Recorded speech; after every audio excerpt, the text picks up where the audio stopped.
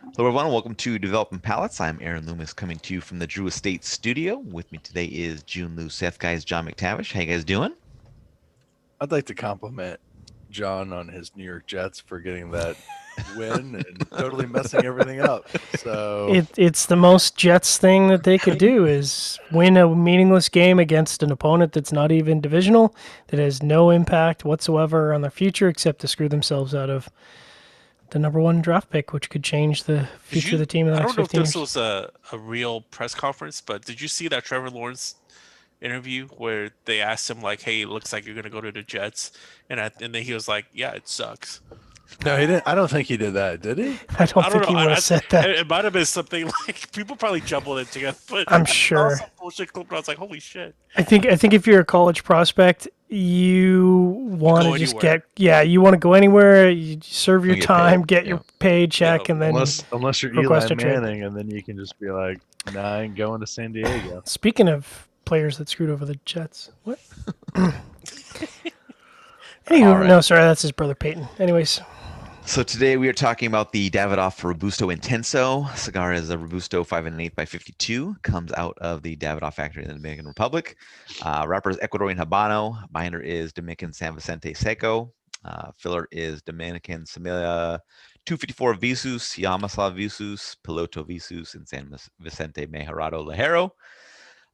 Price point is $32. Cigar was released in September of 2020, and we were able to pick these up through Havana Fills. So go to havanafills.com and find out what their address is and make a trip there next time you're in North Carolina and stop into the lounge. All right, with all that out of the way, June, what was your overall experience with the Davidoff Robusto Intenso? I thought this one had the 2004 Olar. Doesn't have the Olar. Okay. All right. So, uh, this was a cigar that I thought started out really, really tasty, and then as the more I smoked it, it just got progressively worse. But I really liked that first third. It's like I liked it so much that I rated it a very good, which haven't done in a very long time. So it was real sweet, creamy. Had this like shortbread cookies thing going on, but also like ample strong pepper. Has a nice like matured oak background to it. And it was really good. Classic Davidoff kind of style, like mushroom hay kind of thing going on. But as the cigar went through, it just got you know it just got mainly this spice and mineral and cedar note. The spice is kind of like a I'm not sure if folks have like so there's a special like specific Chinese cuisine called like Szechuan cuisine that uses a lot of like peppercorns, and it really numbs your palate when you eat that stuff. And that's kind of that sensation I got out of the spice level of this cigar. So although I like that flavor, but it became a little too much of that like nummy red pepper spice mineral cedar driven as the cigar went through. So overall, from great to what happened? Why am I paying $32? All right, Seth, what were your overall thoughts on this one? Yeah, I thought. Listen, I got a lot of pepper notes from beginning to end. I got a lot of white and black pepper notes. First third was an average start. Peppery, cedar, some cream qualities. I think it kind of for me picked up better in the second third. That's where I started getting some like chocolate and some coffee qualities with those flavors. But then when I get into the final third, that kind of goes. There's kind of like a return to the first third, and it's just really peppery. Um, yeah, average throughout. I can't remember the construction was okay. It wasn't that great. It was a little disappointing. So just average cigar. All right, John, what were your thoughts? I really like June's Szechuan comment. That's really good because you can have too much of a good thing, and you do get palate fatigue with really intense flavors like that. I think we had a similar first third, although I didn't rate it as very good. I really rated it as good. So I got baking spices, cedar, a lot of mild wood and dry wood, which I think a lore, but I can't recall from my time at Davidoff. It's got a bit of a drying palate, which is intentional. Did you say Um, Allure? Allure, yeah. Uh, I And see. then and then I got a lot of that, like you were talking about Szechuan. So I called it basically medium strength chili pepper. So like that really kind of oily spice that just really just settles on your tongue and sides of the mouth, which I enjoy. But there is such a thing as too much of that, and that's a little outside of the sort of wheelhouse for Davidoff, I think, typically. Fortunately, I got some dark chocolate, which balanced that out, earthiness. So there's a lot of flavors going on in the first third, enjoyable for me. And then, as June mentioned, the complexity just kind of dropped. The second third was sort of what I would call maybe more typical Davidoff, with kind of a chocolate bread graham cracker, kind of that desserty Davidoff, which, as far as I'm concerned, they can make that the center profile for most of their cigars, and I'd be happy. So that was pretty tasty, a little bit of sweetness there. And then the last third, not unpleasant, just kind of average compared to the first two thirds, with sort of mild baking spices, wood, citrus, and a little bit of mild chocolate, but nothing really outstanding there. The burn was excellent, but shockingly, I had a bit of a tight draw. So unusual for a Davidoff, especially for $32 Davidoff. Little unexpected. Aaron, walk us through your experience. For me, the cigar brought some of that, typical mushroom mustiness and cedar that's found in the brand across, multiple lines. But they were a bit of a fuller representation than what I typically experienced, and I was digging that. Also, a higher level of strength as well. But I thought the balance between the flavor profile and the strength was really well done. Final third saw a bit of a drop off as the toast built up and kind of transitioned to char and had some heavier strength at that point.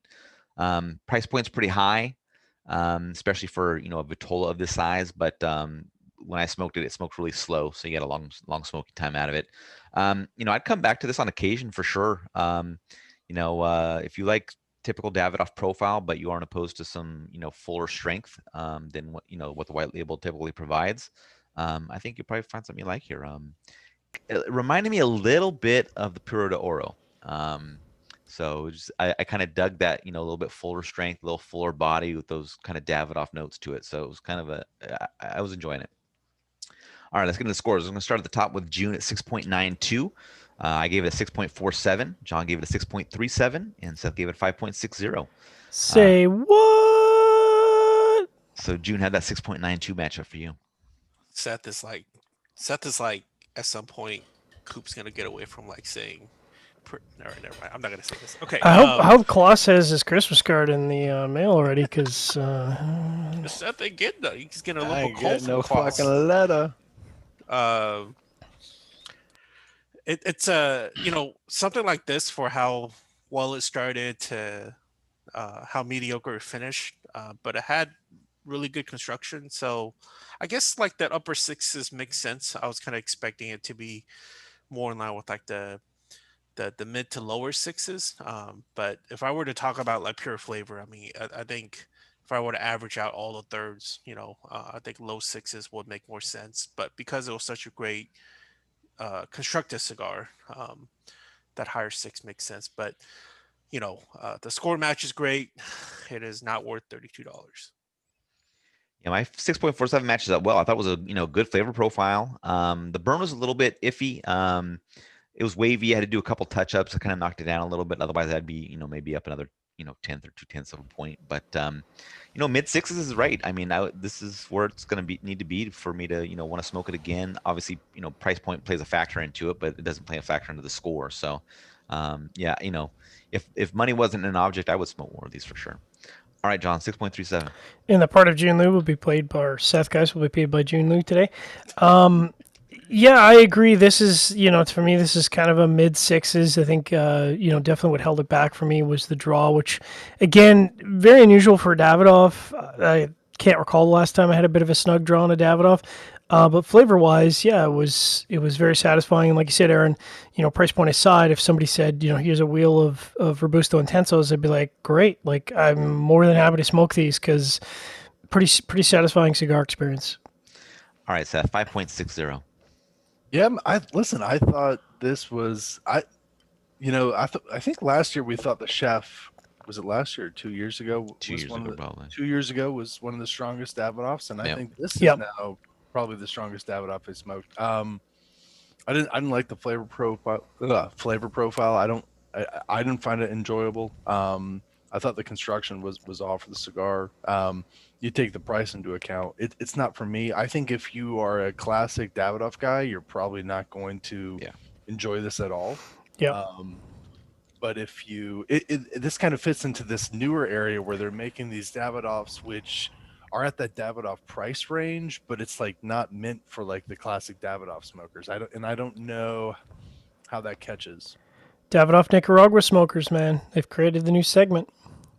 You know, Yeah. the problem though, I think though, John, is that they haven't had anything else at a base besides Davidoff Nicaragua. They've done all these Yep. little small things, but they've never They haven't fleshed it that out. area. Yeah, I don't. I feel like the late hour was kind of more in that realm. Like that was, I remember when we were smoking it in the Dominican Republic, and I was like, God damn, this is really strong for a Davidoff, because they just don't blend cigars in that realm. But it's really nice to see a Dominican company who can blend a stronger cigar that still has an interesting flavor profile. Like you said, I think, Seth, if you have if you're a B&M and you have a traditional Davidoff smoker, this is not the Davidoff you want to be putting in their hand. It's almost as if you want to like. The only thing I could think of is if you had like a Camacho smoker, and then you wanted to somehow get them to smoke a Davidoff at a much higher price. That was really different. Like it works, but like it's a reach.